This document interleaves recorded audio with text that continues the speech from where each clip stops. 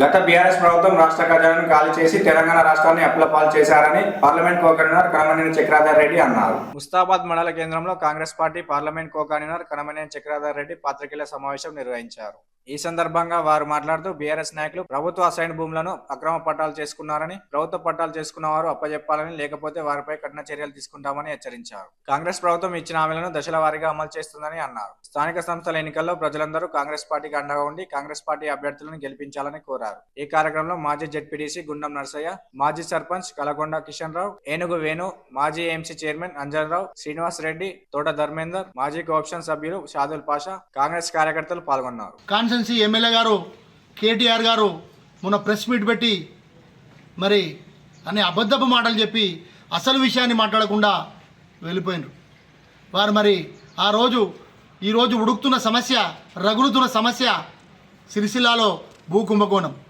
భూములు లేకున్నా పట్టాలు ఇవ్వడం, దళితుల భూములు రిజిస్టర్లు చేసుకోవడం, గవర్నమెంట్ భూములను రిజిస్ట్రేషన్ చేసుకోవడం, కొంతమంది టీఆర్ఎస్ పార్టీలో కొంతమందికే మరి అది రిజిస్ట్రేషన్లు చేయడం, ఈ విధానంలో ఉడికిపోతున్న సిరిసిల్లలో మరి ఆ విషయం మాట్లాడకుండా పనికిరాని విషయాలు, రైతు బంధు అని, రుణమాఫీ అని, సబ్సిడీ అని, ఇటువంటి పనికిరాని విషయాలు తీస్తూ ఏదో గంట సేపు మాట్లాడి ఊకదంపుడు ఉపన్యాసాలు చెప్పి టీఆర్ఎస్ పార్టీ కార్యకర్తల్లో ఎక్కడ భయంతో ఉన్న వాళ్ళను ధైర్యం చెప్పే విషయం చెప్పాడు తప్పితే ఆయన చెప్పింది ఏం లేదు.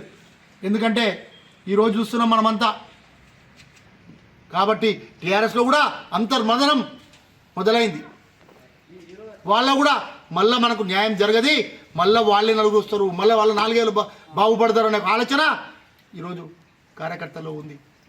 దయచేసి ఇప్పుడైనా కూడా అనవసరమైన మాటలు మాట్లాడకుండా రేవంత్ రెడ్డి గారి ప్రభుత్వానికి మనమందరం కూడా ప్రజలంతా కూడా అండగా నిలిచి రానున్న స్థానిక సంస్థల ఎలక్షన్లో కాంగ్రెస్ పార్టీ అభ్యర్థుల్ని గెలిపించుకొని ఈ తెలంగాణ రాష్ట్రాన్ని ప్రగతి పథంలో ముందుకు తీసుకుపోవడానికి రేవంత్ రెడ్డి గారి గవర్నమెంట్కు చేయూతనియాలని అని ఒక కృత నిశ్చయంతో, మంచి ఉద్దేశంతో, ప్రజలకు న్యాయం చేయాలని ఒక ఆలోచనతో వారు ఉన్నారు. కాబట్టి వారందరికీ కూడా అండంగా నిలబడదామని ఈ సందర్భంగా తెలియజేస్తూ ఈ ప్రెస్ కాన్ఫరెన్స్కి వచ్చిన కాంగ్రెస్ పార్టీ జెడ్పీటీసీ గారు, ఎక్స్ జెడ్పీటీసీ కొండ నర్సయ్య గారు, ఎక్స్ సర్పంచులు, అదేవిధంగా ఎక్స్ ఏఎంసీ చైర్మన్లు, అదేవిధంగా ఎక్స్ సర్పంచులు, యూత్ కాంగ్రెస్ నాయకులు అందరు కూడా పేరు పేరున పాత్రికేయులకు నమస్కారాలు తెలియజేస్తున్నారు.